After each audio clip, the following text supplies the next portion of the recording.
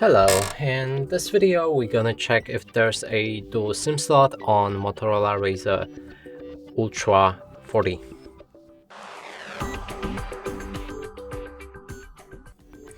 And to do this, first we'll need to locate the slot, and on this device it's right here on the left. I already removed the case, and then now let's use a needle that comes with this phone as it's recommended, because this needle this gap right here is very small, and other ejecting tools didn't work for me. So